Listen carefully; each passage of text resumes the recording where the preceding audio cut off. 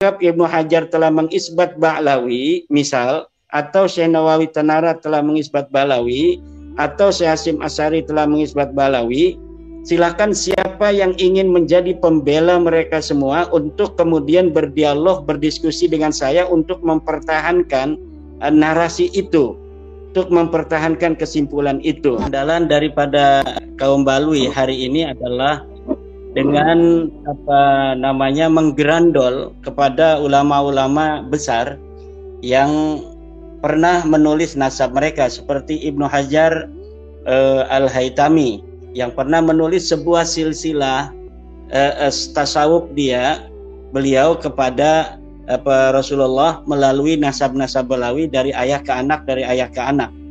Dan kemudian juga dari Murtada Az-Zabidi yang katanya menulis kitab Ar-Raddul Jali, yang kemudian telah terbukti bahwa kitab Ar-Raddul Jali itu bukanlah kitab karangan daripada Murtada Az-Zabidi. Khusus mengenai Ibnu Hajar itu di dalam kaidah ilmu nasab, bahwa sebuah riwayat tentang nasab itu tidaklah disebut sebagai pengisbatan nasab sepanjang di dalam pencatatan itu bukan dicatat di dalam kitab nasab dan tidak berdasarkan tahqiqul ansab, tahqiq umudin nasab. Jadi tidak disebutkan bagaimana Ibnu Hajar, apakah beliau ini menuliskan itu berdasarkan hasil penelitian atau hanya taken for granted dari gurunya, bahwa silsilah gurunya seperti ini kemudian diberikan kepada Ibnu Hajar dengan pengakuan gurunya bahwa silsilah saya mendapatkan tasawuf ini seperti ini. Kemudian Ibnu Hajar dengan husnudzon kemudian mencatat di dalam kitabnya yang disebut dengan Sabat Ibnu Hajar itu. Nah, itu kita, karena Ibnu Hajar sudah tidak ada, tentunya kita sulit untuk meminta pertanggungjawaban kepada Ibnu Hajar. Makanya saya mengajak kepada orang-orang yang selalu membawa nama-nama besar orang-orang yang sudah meninggal, sebutkan saja hari ini siapa yang ingin menjadi wakil dari ulama-ulama besar yang sudah meninggal itu untuk mempertahankan itu.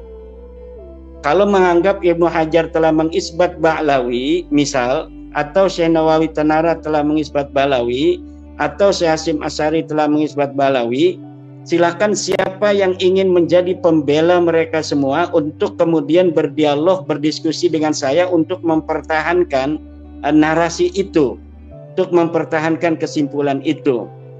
Kalau kita terus-terus berkata tentang Ibnu Hajar telah mengatakan, Imam Murtada Az-Zabidi telah mengatakan, saya sudah selesai untuk menjawabnya bahwa hal itu tidak bisa disebut sebagai pengisbatan nasab. Tetapi bagi masyarakat awam itu masih sangat bisa dijadikan sebagai narasi yang bisa mengajak masyarakat awam untuk tetap mempercayai nasab mereka. Maka siapa di antara Ba'lawi saat ini dari seluruh dunia Ba'lawi yang dianggap paling alim untuk menjadi wakil dari semua ulama-ulama yang katanya mengisbat itu, untuk kita duduk bersama kemudian membicarakan tentang nasab mereka yang palsu itu? Siapa di antara mereka Ba'lawi di seluruh dunia itu yang kira-kira sanggup untuk menjawab bahwa nasab mereka tidak terputus? Saya mengatakan nasab mereka terputus, mereka bukan turunan Nabi, mereka tidak ada kaitan sama sekali dengan orang Arab, mereka tidak ada kaitan dengan orang Yaman.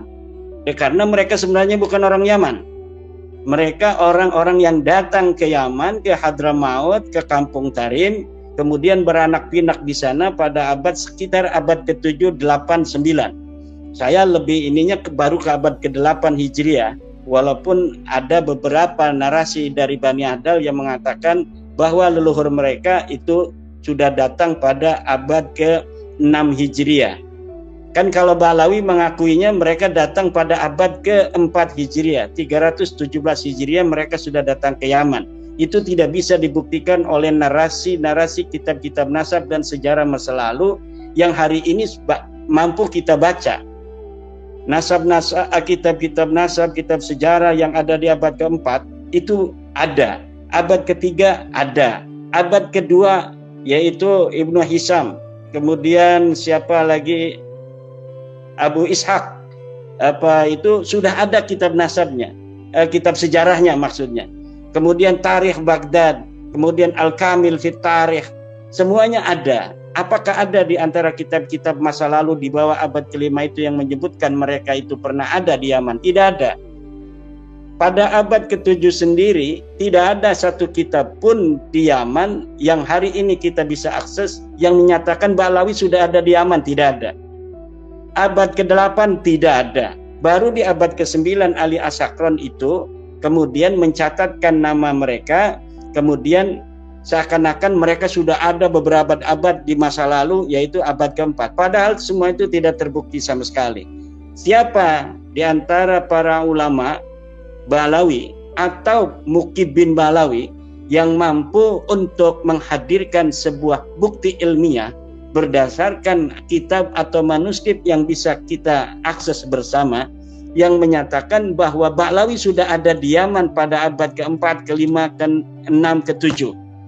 Tidak ada, sama sekali tidak ada. Kalaulah mereka sudah ada di abad ke-6 misalnya, maka kitab As-Suluk akan menyebut nama-nama itu.